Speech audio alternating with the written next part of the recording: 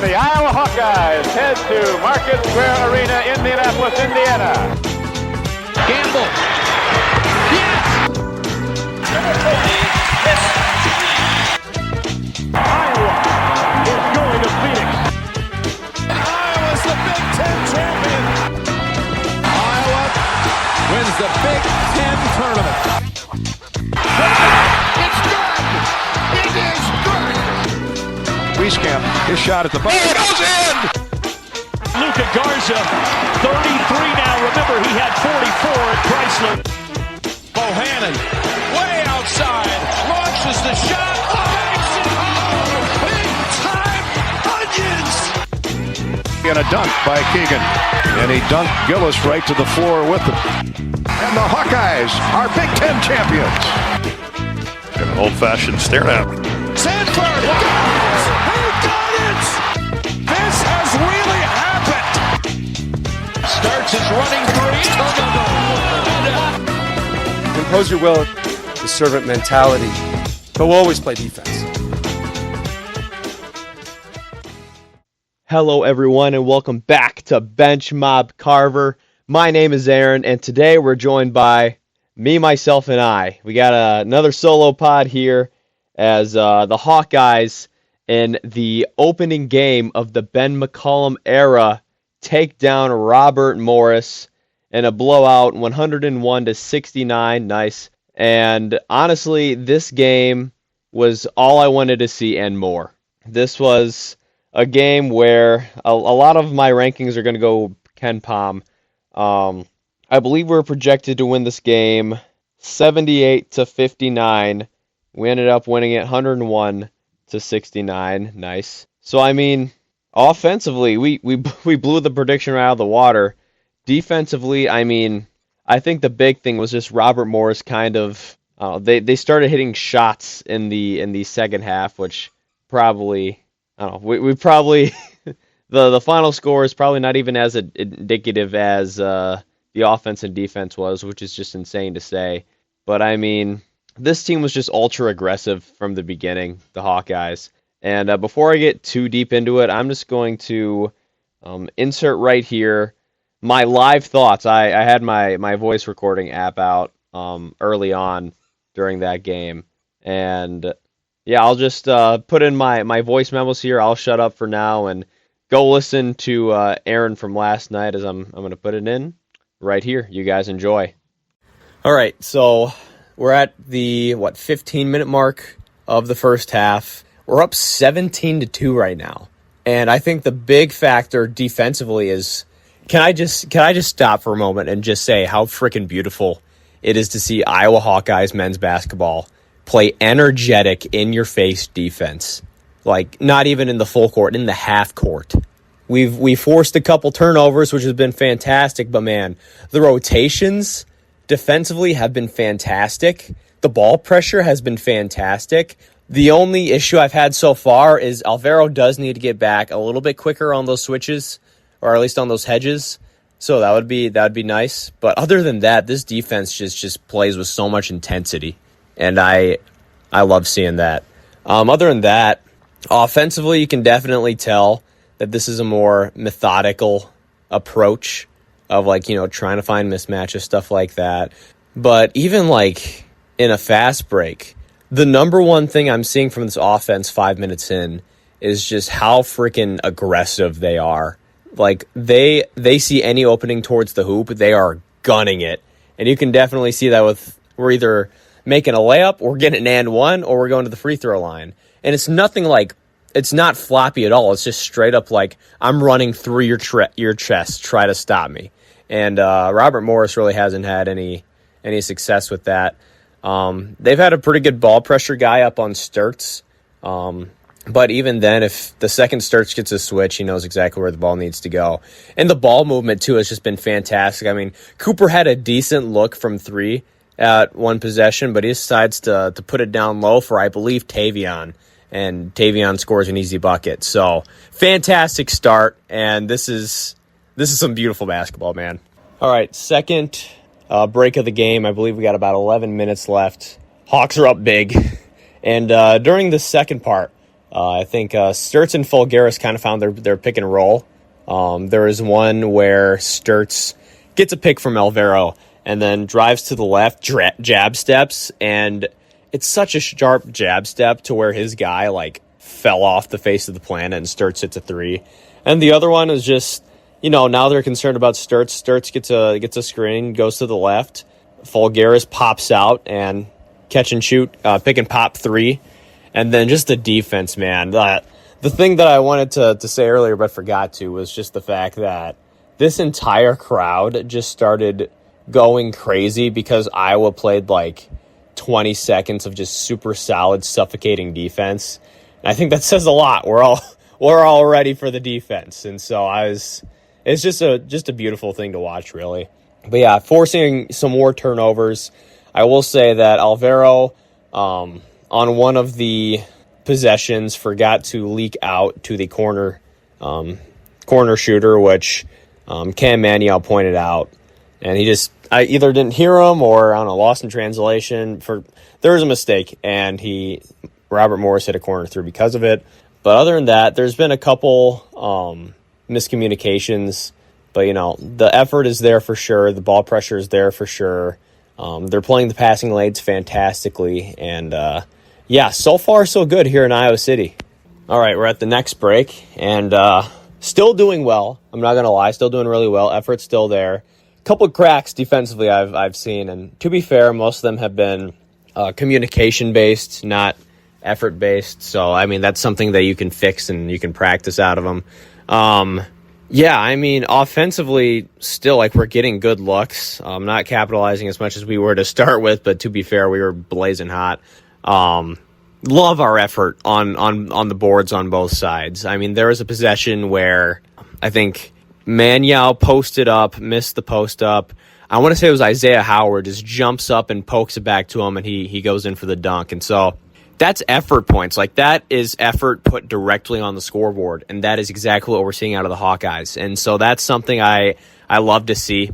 That 6'9" guy from Greece is kind of a problem for Cam, and so I'd say that's my main concern so far is maybe our post defense probably needs a little bit of work, and I think that just comes with double teaming guys, making sure you dig and come back. And it's going to be a team effort. We're not going to stop people in the paint with just one guy on this team. It's going to have to be a team effort. And so that's really the one thing defensively I'm a little concerned with, but overall, as long as the effort's there and we can clean up some things when it comes to communication, we should be good to go. If the effort's there, we'll be okay. All right, we got about 4 minutes left in the first half. Something that I kind of thought of that's a little wild.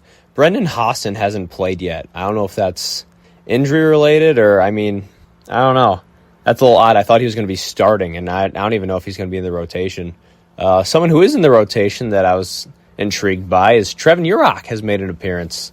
We're up 19 in the first half, but still, I was not expecting him to be out here, which that 6'9" Greece guy is kind of killing us, was kind of killing us, so I guess that kind of makes sense to bring some size in. But, continuing to battle defensively. Offense still looks good. I think they're trying to get some, second ball handlers out there or whatever. But, games slowed down at least a little bit, and everyone's kind of settling in. But, it's just wild that, I thought Alvaro was going to be our second best guy, and maybe he is, but he's coming off the bench. And I thought Brendan Hassan was going to be our third best guy, and he hasn't even touched the floor yet. So that's something I kind of just thought about as we go throughout this game, which I thought was a little wild. Of course, right after that last recording, Brendan Hassan did check in and played a little bit in the first half. So we still got a big lead at the end of the first. He didn't take any shots, but he did have one really good play, kind of close to out of bounds. He fed Trevin Urach, and he finished. First half takeaways is just, honestly, I don't have a lot of bad things to say besides we've got to figure out how to defend in the post, because that's been our biggest issue, is just that 6'9" guy from Greece has just been destroying us down low, and that's really the only thing that's been destroying us. I was confident our effort was going to be very good, coming into the season, but my goodness, it's incredible. It exceeded my expectations, which were already high. So that's my main takeaway from the first half, is just the effort. Like, we have literally probably gotten 8 to 10 points this game by just straight up effort and going after the ball, and you love to see it. All right, just kicking off the second half. Thoughts is offensively look fantastic. Ball movement's going well. We're cutting hard off screens, and turns out that Bennett Sturt's, the white boy's got a little motion. So you love to see that from Cale Combs as well. Defensively, just I love the effort. They're diving after balls and everything you wanna see out of that. It's just the communication has to be a little bit better. I know Cooper probably should have slid over and helped with Bennett, and then there was a couple other times where that can be cleaned up a little bit, but overall the effort is a million times better than it was in previous years.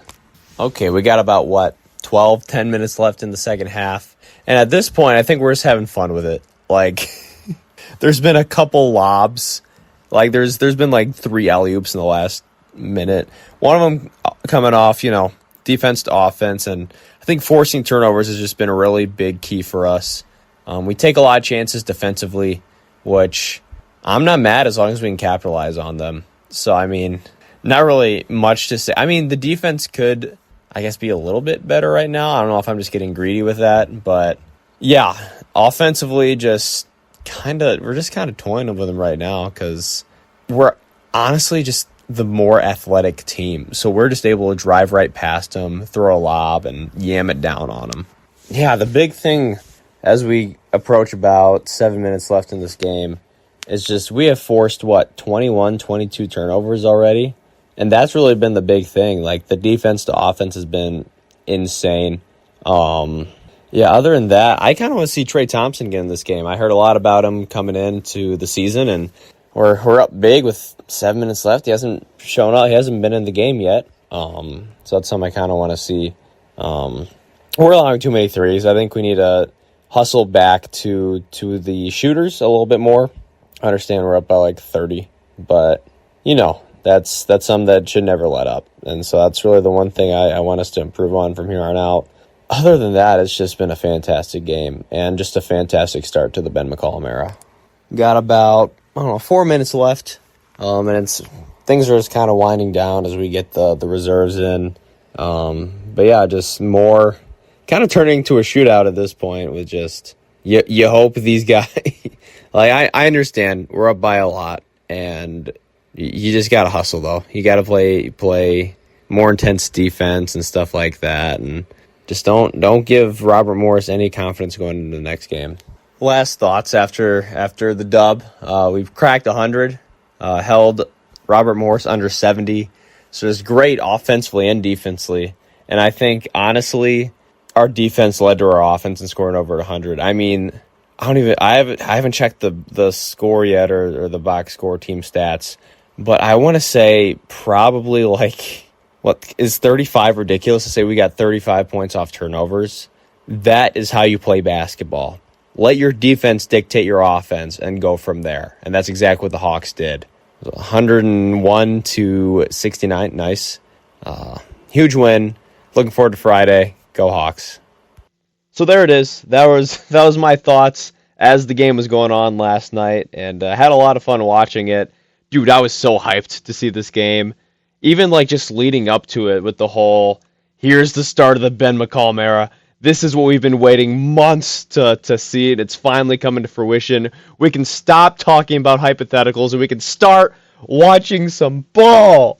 Oh man, what a just spectacle to even see from the TV, or in my case the projector at home. Just gosh.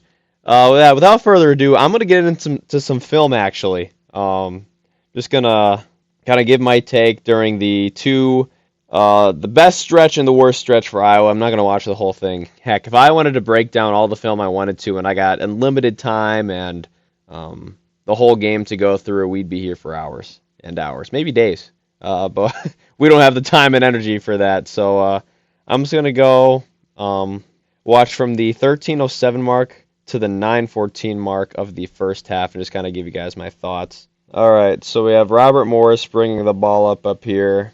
Sturts falls down. And we just kind of, yeah, defense just breaks down completely. We have a little bit of a defensive rebounding issue, I'm not going to lie. Coach Mack said that shouldn't be too big of a deal, but last night that was one of our few weaknesses. But yeah, I mean, slipping and sliding and kind of getting out of position like that, that's something that you can definitely fix because, if the effort's there, I don't really care. That's something that you can excuse. All right, so Ardmore's taking the ball out. Sturts gets screened off, and we don't have a lot of great help right there. The guy misses a three in the corner anyway, so we should be all right there. Then offensively, let's see what the issue was getting buckets here. So Sage comes up on that set. Kale drives, actually gets him off. He has a good look, but just missed the shot. Number 2 for Robert Morris gets the rebound. We're setting up in our defense. And again, Manyao does not even try to hedge on that screen. I understand that if you want to play without a lot of help just to make sure you guys can stay in front. And again, if you don't have to help, don't. But if the guy does have space, you gotta come up, and that's something that Cam did not do on there. And also on this possession, Cam is yelling out on number 4, which should be Fulgaris' guy coming out to the corner, but Fulgaris either doesn't hear him, there's miscommunication there or something, and so number 4 gets a wide open 3 from the corner. That's something we have to fix. I think that's more communication than anything. So that is something that's at least somewhat fixable. So here we have Iowa getting the ball back until 9:14. This is quite the run that the Robert Morris goes on a little bit here. And again, there's not a lot of bad film here, but this is the one stretch where Robert Morris does do pretty well against us. So Sturts right from the half-court line, passes the ball to Cale Combs. I see Cale on the wing. Looks like he's getting a screen from Cam. Also, I'm just now figuring out how to watch film a little bit better. I'm trying to explain to you guys in full speed. I need to just slow it down, pause it, and take a look. So Cale gets a screen from Cam, and we got Fulgaris right there up on top of the key. Looks like Sturts is going to the wing.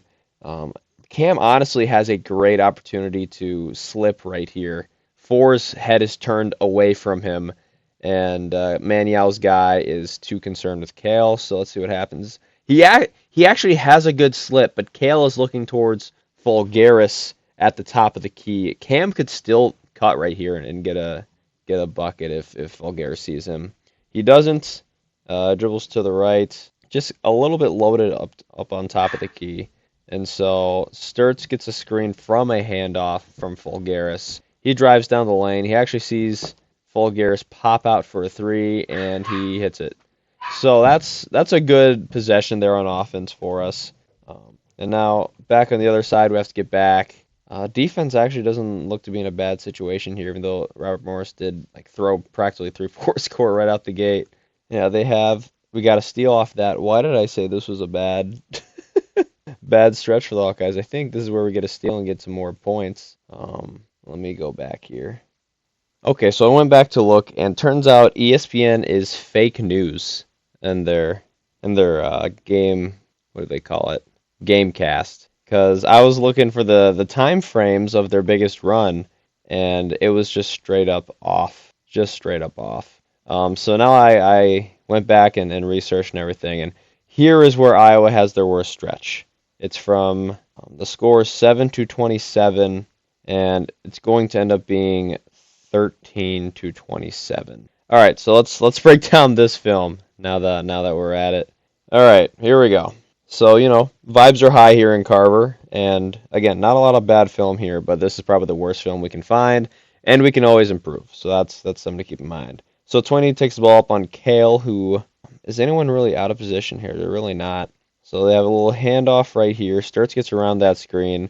16 sets another screen. Cam actually shows on that one, which is pretty encouraging, because that was something I was worried about a little bit with Cam, was not showing on those screens. So he does, and yeah, so that's out of bounds for them. Okay.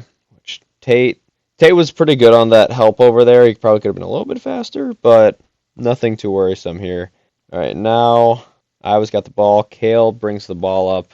Tate actually cuts the hoop, which might actually be pretty good. Cale throws him the ball, and he's right there. Gets fouled. They don't call it, but I'm not upset with that possession.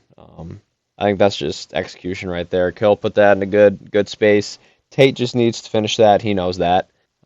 And it's Robert Morris ball. So they bring the ball up, 20 passes to number 1. Screens down. Manuel sees that pretty well. Everything's looking pretty good right here. Kale goes up, gets some good ball pressure right there. 20.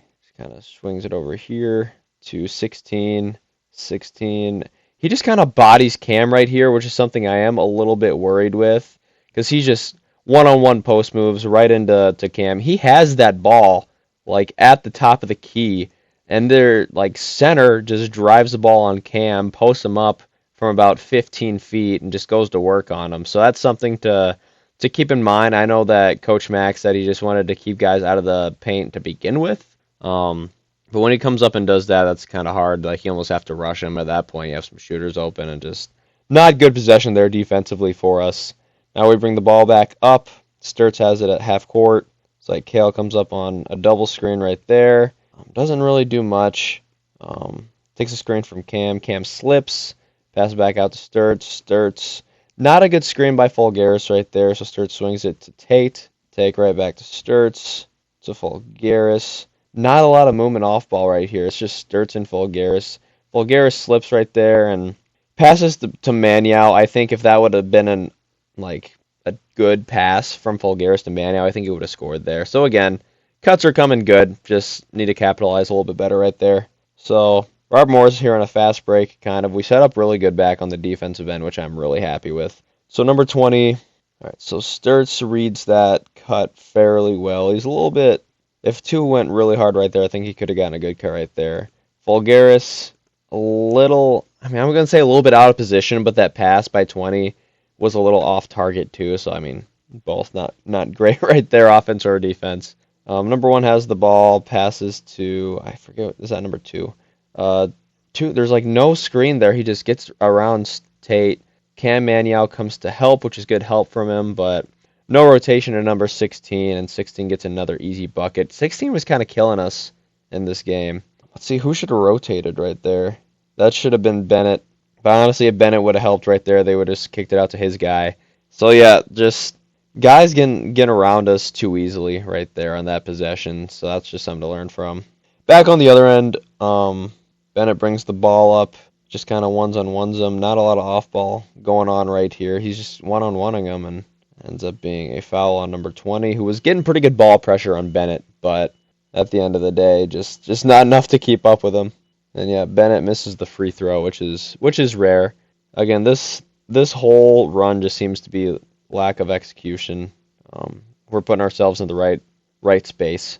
So Robert Morris brings the ball back up, pass up to that Greek guy. Number 2. He screens Bennett. Cam comes up on that, and he slips, and they find him, and we're just too small for him. And on that screen, I will say, that seems like quite the illegal screen from number 16. Like, he's literally blocking him like an offensive lineman right there. That is not legal. But still, both Sturts and Manuel come up on the ball handler number 2, and that's just a really easy feed down low. And if he's getting Manuel that easy, then I don't think Cooper stands much of a chance there. So that's too bad. But yeah, that's when we break that streak and we score there. So that's the worst of it. And honestly, if this is the worst of the whole game, that's pretty good. Just some, miscommunications. That'll happen throughout a game, but that is something we have to clean up just a bit. Now let's get to the good part. Let's see if... I'm just going to double check here on ESPN to make sure that is the correct thing I'm looking at. So, score would be 40-61 is when it starts. All right, score is 40-61 in favor of Iowa at this point. We're going to go to the score is 42-72. All right, let's see what we do well here for the Hawks. So, start out, we have Cale Combs bring the ball up. There's really like a fake screen by Cooper almost. Let's make sure this some good HD. All right, so Cale loses the ball for a sec. Yeah, not a good start to this. Robert Morris actually called the timeout here when it definitely could have been.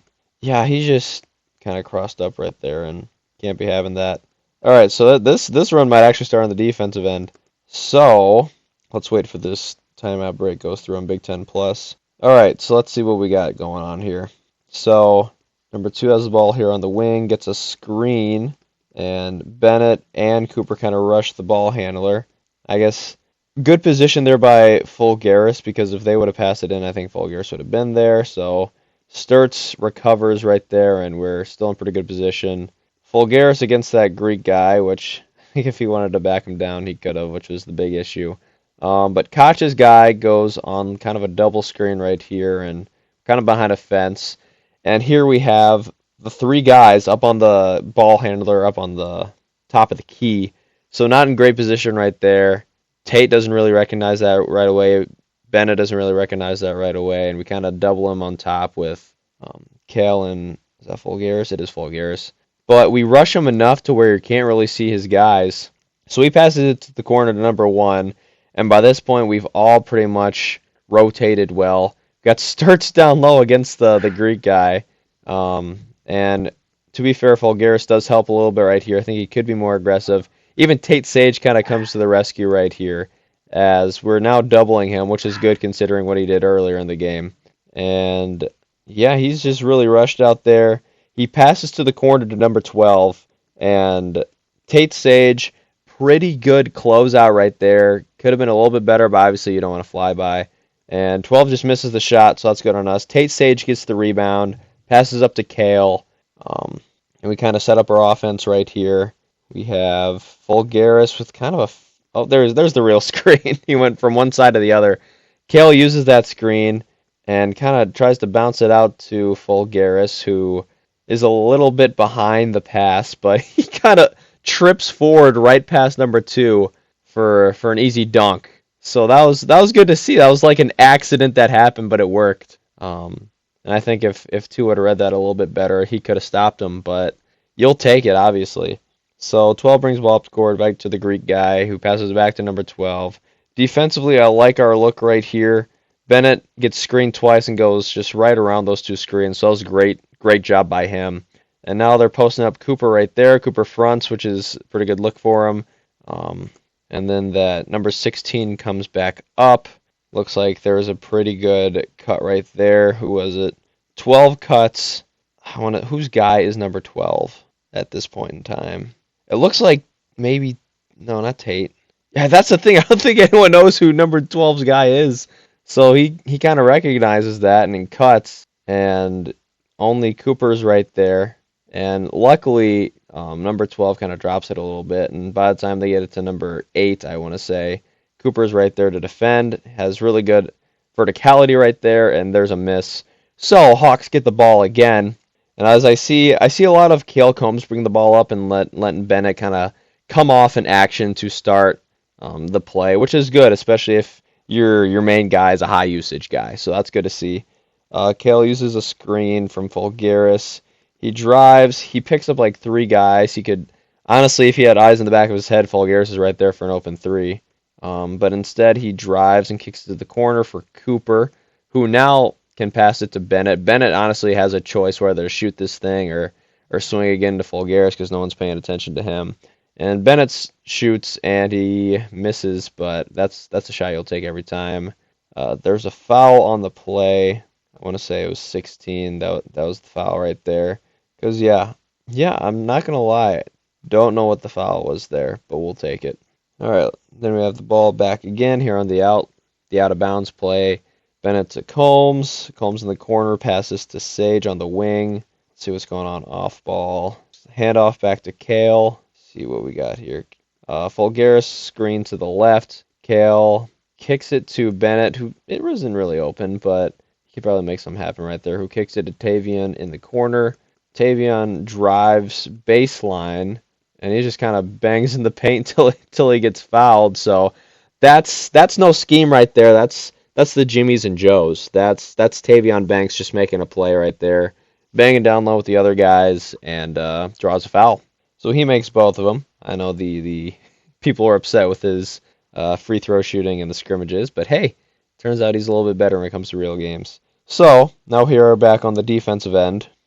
Number 2 has the ball coming up the court, and 0 with the screen. Fulgaris, both hands on his guy, so I don't know what's happening there, but he Fulgaris really doesn't know whether to return to his guy or to help on the hedge. But he returns to his guy eventually, and I don't know. I was going to say, I don't know why we're not doing a drop coverage, but I know exactly why we're not doing a drop coverage. We don't have the guys to do it. But as long as Fulgaris can see his guy right here, I'm not too worried with it. But yeah, that's a lot of nothing talk for me for the last 5 seconds. We're looking at that pass pretty well. Sturts comes up on the pass to number 2, and then there's a screen by number 0 on Cale Combs. Cale fights through it, but that's tough because Fulgaris was helping him on that, but he didn't go far enough, which he started below him and ended up above him, so I don't know how that happened. But number 3 has a great advantage right here. He can do a lot of things, as Cale didn't get to him in time, and the help man Fulgaris did not get to him in time. Number 3 drives, and he ends up kicking it to the corner, which is out of bounds. Number 3 had a lot of options there, and he chose the out of bounds line, which is great for us. But yeah, the ball pressure here is great. That's something that I haven't said enough, is just we are pressuring the heck out of them and forcing them into bad decisions. So that's great for us. Even if we're not in a great position, our ball pressure is making it so they feel that pressure anyways. So we have the ball back. Cale Combs takes it up. Fulgaris on the screen right here. Not a great one on number 2, but he has the ball up top. Hands it off to Sturts. Sturts takes this. Ooh, it's a fake screen by Fulgaris, and Fulgaris rolls to the basket. Not a lot of space there, so Bennett drives, and he finds. Oh my gosh! How did I not even see that? This is the lob to Tavian. Oh, so beautiful, so beautiful. I'm gonna go back 10 seconds, see what Tavian was doing right there off this action. So fake screen. Tavian just sees this guy head straight towards Bennett. That's another thing with Bennett. He's such a good scorer as well as a passer, to where he's driving down the lane. Tavian sees that his guy has his eyes locked on Bennett. So with that, he's in the corner and he sees that and he goes, "I'm going straight for the rim." Bennett sees that beautifully, perfectly, and just puts that lob right there for Tavian. Beautiful play, underrated play. That was incredible. So now with all this momentum, I think, when does this run end? I'm gonna double check that. Okay, we have until 72. So now with all this momentum, we have Robert Morris on offense. Let's see what we got. There's not a lot of action going on with them. Number 1 comes down and sets a screen on Bennett's guy. Bennett reads that well, gets around. Fulgaris with good help there, just in case, with kind of staying in the middle of his guy and where that passing lane would be. Tate kind of reads that pretty well. Which we have a steal right here. I kind of want to rewind a little bit just to see what Tavian was seeing. Okay, so I think Tate Sage kind of looked out here because this guy, if he wanted to cut right there, that would have been pretty diabolical for Tate. But instead, Robert Morris decides to pass to number 0, who at this point in time, that pass was just inside, way too inside, which was fair because if he wanted to go outside on the pass, he would have hit Tate. But yeah, I just think Tate's guy was probably the right pass right there. He didn't make the right pass. Tavian Banks sees that and kind of locks eyes with the ball handler here and makes a great play on the ball where he goes back. Bennett just takes the ball down, passes it to Tavian for an easy 2-on-1 transition bucket. So now that we have all this momentum and now we're up 29 points, let's see what this defense does. So Tate does a good job hand fighting with number 4 because he started the hand fighting, and Tate initiates right back and stays with them. So that option is now gone for Robert Morris. We get up on here. Screens read good by both guys. Honestly, kind of weak screens on this possession anyways. Cale stays with his guy. Fulgaris comes, I was going to say to double. They call the foul on Cale Combs just because he was being aggressive. I don't like those foul calls, but I can see why they would call it. So now after this, we got out of bounds play. Looks like a screen on Tate. And Tate gets called for a foul. He's been hand fighting with number 4 for the last couple possessions. So, I mean, surprised it wasn't on the other guy. But, let the boys play. So here I have another out of bounds play. I wonder if Robert Morris called a different one. I'm intrigued by that. It looks pretty similar, not gonna lie. So another screen on Tate's guy, and Fulgaris' guy pops out, and then Fulgaris' guy screens Bennett's guy.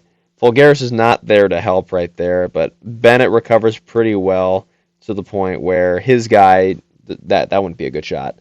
Tate's guy comes up.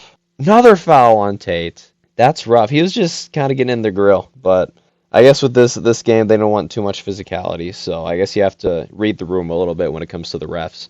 So, this next one, not a lot of movement here. Fulgaris, I don't know what he was thinking on that screen, because he was coming up to help hedge, but he like almost slid past both guys, so now we're at a disadvantage there.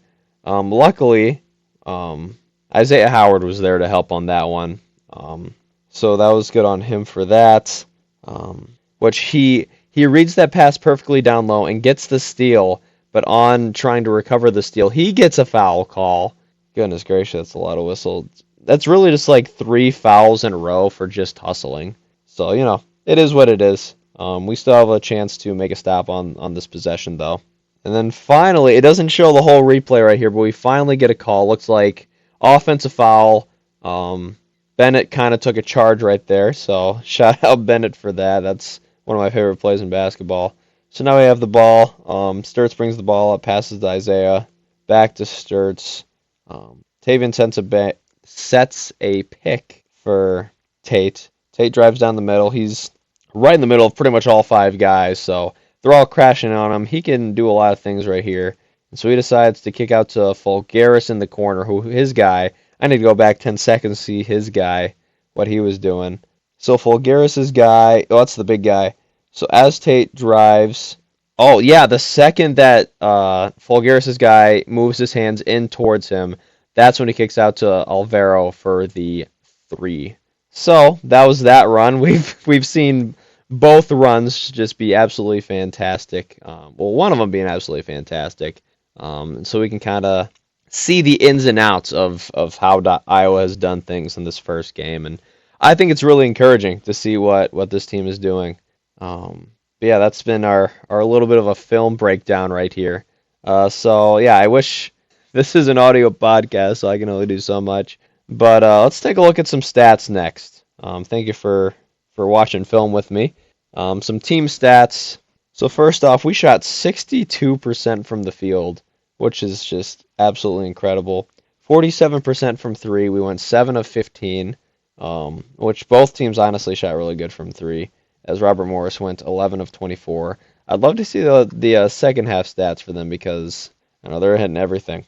Free throw wise, we went 36 of 44. Goodness gracious. While Robert Morris went 12 of 22. Not a lot of times you see a team that can shoot well from 3 but not free throw. But yeah, honestly, a lot of that probably came from the beginning of the game for Iowa with our free throws. This team is driving to the hoop with ill intent. And so like when you see 44 free throws, no, we are not free throw merchants. We are just straight up playing super aggressively to the point where there's nothing you can do on our drives besides foul us. And so that was really encouraging to see. Like if you're going to drive hard, because again, you're going to either get an easy layup or get a foul call. And a lot of good drives here from the Hawks, a lot of good cuts, and just everything they do with such big intent, which is something I've been loving to see.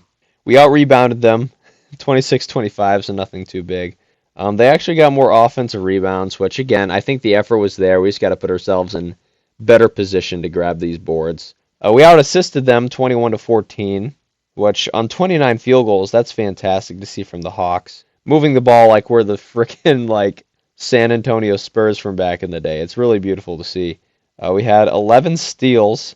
That's another thing I'd love seeing, because we forced 23 turnovers. 23, you read that right. This team is going, just the short area speed from this team was really impressive, because Robert Morris would see like a pass that might even be like, oh, this should be a fine pass, and then bam, Tavian Banks is in the passing lane, bam, Bennett Sturts is in the passing lane. So that was really encouraging to see, and if we can keep on doing that, like, hey, these guys are the definition of ball hawks. Had one block. Again, the paint might worry me a little bit in the Big Ten, but we'll cross that bridge when we get there. We had 13 fast break points, And even more impressively, we gave up 0 fast break points. So nothing easy for this team. So that's really encouraging to see with just even if Robert Morris did get a steal, we practically beat them to the other side of the gym, which yeah, you can blame that on the fact that we played a mid-major team, but that's just an impressive stat, and that was really impressive of us just hustling. Like, hey, we're playing defense, and even if our offense gives up a turnover, like our defense is going to be there. We had 44 points in the paint. I think a lot of that came from dunks. We only gave up 22 points in the paint. Honestly, felt like more. But I don't know, that number 16 was kind of killing us right there. So those bigger guys do worry me a little bit especially once we get to Big Ten play. But honestly, you chalk a lot of their 69 points up to just really, really good shooting. And yeah, we should have closed out a little bit better in the second half, got to our guys. But at the end of the day, not every team's going to be shooting like that. Robert Morris committed 33 fouls, which just goes back to my free throw stat that I won't reiterate again. 0 technicals, 0 flagrants, clean game. Love to see that. Largest lead for us was 38, and yeah, blew this team out of the water, which was really good to see. Let's take a look at some player stats. So for us, leading scorer, Bennett Sturtz. Bennett had 19 points, 6 assists, 4 steals, 1 block. 6-10 from field goal, 2 of 5 from 3, 5 of 6 from free throw. That was our guy. Tavian had 17, 4 boards, 0 assists, 2 steals, 6-7 from the field. Obviously didn't shoot a 3. 5 of 6 from the free throw line. That's really encouraging from Tavian.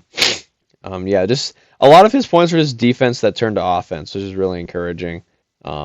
Isaiah had 10, Cooper Koch had 8, Maniau had 10. One thing for Cam, he only had 1 rebound, so that's something I'd love to see improvement on. But, only 1 game. Hopefully this is his worst rebounding night. But Cooper Koch with 5, Tavian had 4, Fulgaris had 5. That's an encouraging sign. Yeah, I think one thing, Fulgaris had 11 off the bench. I kind of expected him to start. 10 for Brendan Hassan, another guy I thought was going to start, but still had some buckets for us. Urok had 9 points, which was really encouraging to see, especially as a freshman. Yeah, just overall great performance by our guys. And I'd love to see more of it, honestly. With that, let's move on to the Ken Palm update. So to start the season, we were 46, and as of 10 p.m. Central Time here on Wednesday, November 5, we are now up to 39. So, quickly moving up the standings here of the Big Ten. We passed Oregon, which I forget who was in front of us to start the season. But we are right behind Maryland and Ohio State. They are 37-38, we're 39. And even Michigan State at 35. This is getting real close. Indiana at 33. Yeah, good start for the Hawks. Let's not overreact, but it was a really good start. And we're already doing better than what Ken Palm thought that we were going to do. Next up, so the attendance here at this game was, 9,000 or so? 9,232, which, again, during the conference play last year at Carver, it was about 10,000. So, definitely an improvement. Obviously, Rome wasn't built in a day, so we're going to have to build this up by continuing to win. But pretty encouraging just to see where we were at to now kind of starting to fill up the arena a little bit more. And I'm getting sick of tired of all the Iowa State fans with all their Hilton's always packed. Guys, let's pack Carver. All right, let's not give Iowa State any credit for anything. We're at Carver Hawkeye Arena. This is a basketball team with a lot of expectations. Go out and support the Hawks. I mean, if you're listening to this and you live in Iowa City and you worked last night or the night of the game, then I'm not going to judge you for that. But if you're willing, if you're able to, go watch the Hawks. This is an exciting basketball team. They're pouring their heart out for you. Yeah, personnel-wise, before the season started, I kind of had some theories on who was going to play. My thoughts was our starting 5 was going to be Bennett Sturtz, Brendan Hassan, Tavian Banks, Alvaro Fulgaris, and Cam Maniau. And off the bench, I thought it was going to be Cooper Koch, Cale Combs, and Trey Thompson, maybe Urach, and maybe Isaiah Howard. Instead, we started Bennett Sturts, Isaiah Howard, Tavian Banks, Cooper Koch, Cam Maniel. Off the bench, we had Fulgaris, Tate Sage, Cale Combs, Brendan Hassan, Trevin Urach, Joey Mattioni. Yeah, I mean, I have not seen this team nearly as much as Coach Mack has, so I'm going to trust him with that. But a little shocked that Hassan and Fulgaris weren't starting. I guess like with this team, you're going to have to play at a certain level of defense, but was just hoping to see Fulgaris and Hassan take that giant leap on their defensive end and see them start.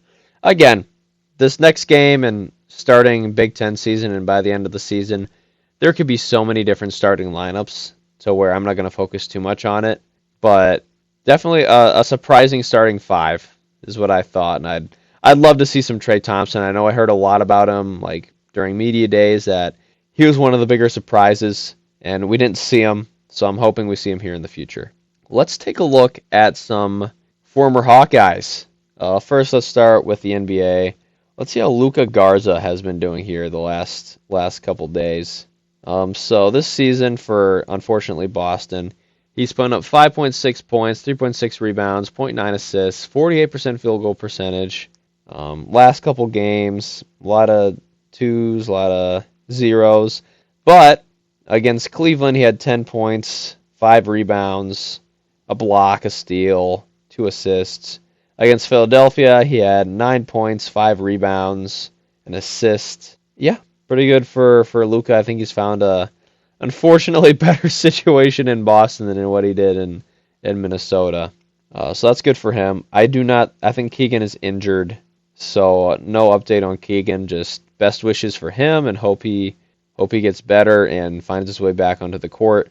Chris Murray, my Lakers just played the Blazers twice, won one, lost one. Let's see how he's been doing. He's putting up 6.3 points, 2.5 rebounds, 0.8 assists on 50% field goal percent. Last couple games, he put up 13 against Golden State. He had a rebound, an assist, a block, and 2 steals go along with it, so shout out to Chris for that. And then when he played Denver, he had 10 points, 6 rebounds, 1 assist, 3 steals. So yeah, a little bit of defense there for Chris, and he's been doing a little bit better there in Portland. So shout out to Chris.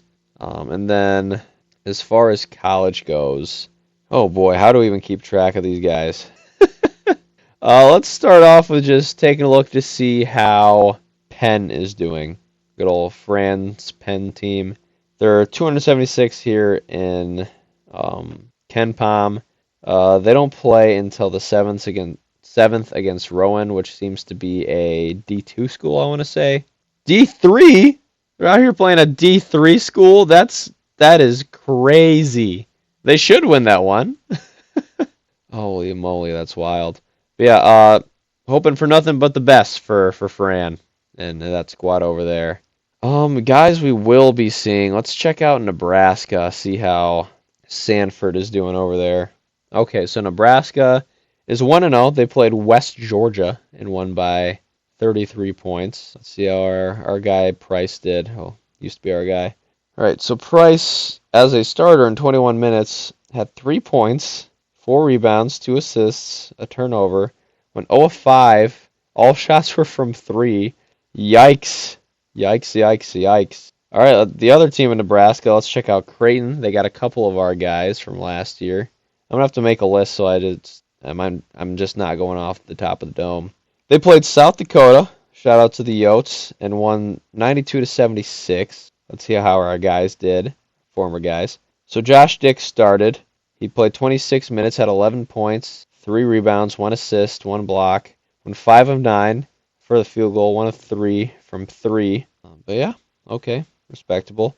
Owen had played 19 minutes, scored 19 points. Goodness gracious. Off the bench, 4 rebounds, 1 block, went 9 of 11. Didn't shoot a 3.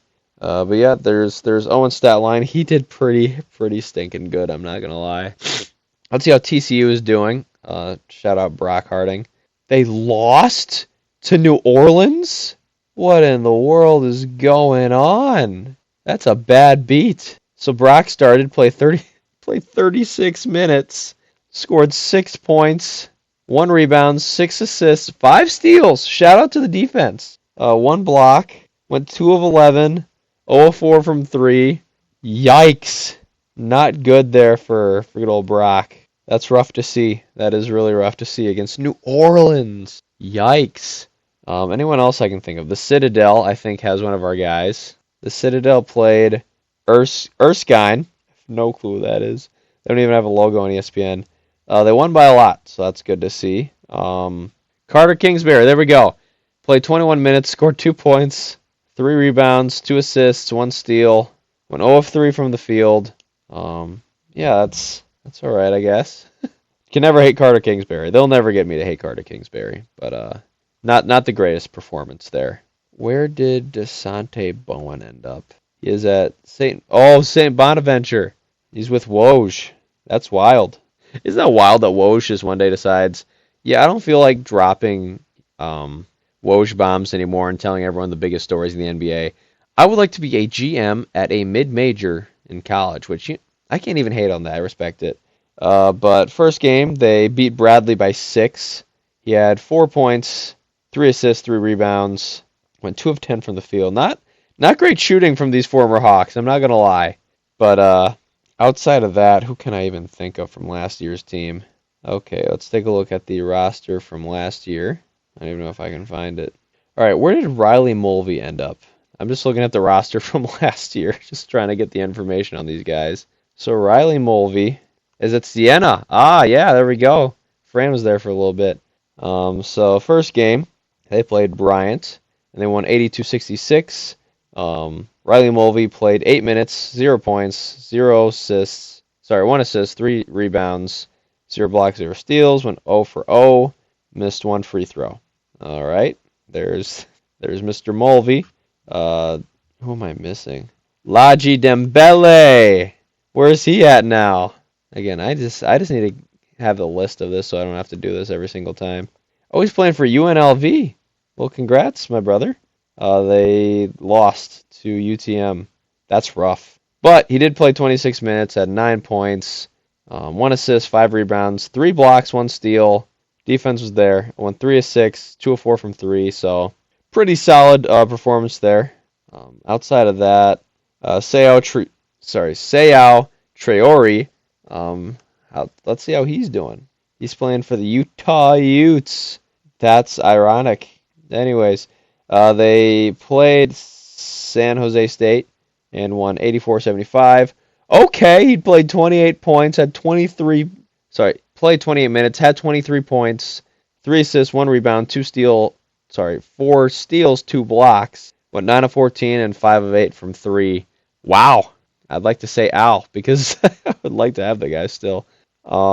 See where Chris Tajo went. And then the last one would be Trey Buchanan. Chris is at Santa Clara, plays for the Broncos. He did not play. Okay. Trey Buchanan? Where did that brother end up? Oh, went to South Dakota State. Swapped with Markonowski. They played Merrimack and won by 9.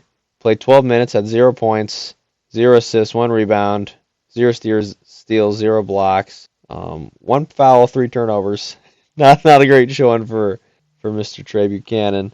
And lastly, Iowa legend Isaiah Johnson Argue was here he was a great spectator for us for a little bit. Went to St. Thomas, and his first game they lost to St. Mary's by a good margin. Played 13 minutes, 0 points, 0 assists, 1 rebound, 0 blocks, 1 steal, 1 turnover, fouled out. Oh boy. Not a great showing there. Hopefully it gets a little bit better. But that was our former Hawkeyes. Yeah, overall, my thoughts of this performance for the Hawks against Robert Morris was, again, pretty much everything you could want from the opening tip. Played with just plenty of energy. The ball pressure was there. The intensity was there. And, yeah, I mean, again, when I looked at this roster, I go, not a lot of super, super great defenders here. But they all played their butts off. And, again, I say 80% of defense is just effort. and the effort was definitely there. We just smothered them for so many turnovers, ball hawking all night, and that's all I really care about, honestly. If we can get the ball pressure going, if we can just ball hawk, and if the defense is there and intense, we should be in for just a great, great season. Thank you, everyone, for joining me on this episode. I'll be back with you guys tomorrow. I'm not sure when tomorrow, but I'll be previewing the game against the Western Illinois Leathernecks. So that game is going to be maybe even easier, or should be a little bit easier than even this game was. So I'm excited for that game, and just excited for this team going forward. We can finally talk about stuff that happened on the floor instead of speculating. So thank you, everyone, for joining me this time around. This has been Bench Mob Carver, and we thank you for your support. God bless, and go Hawks.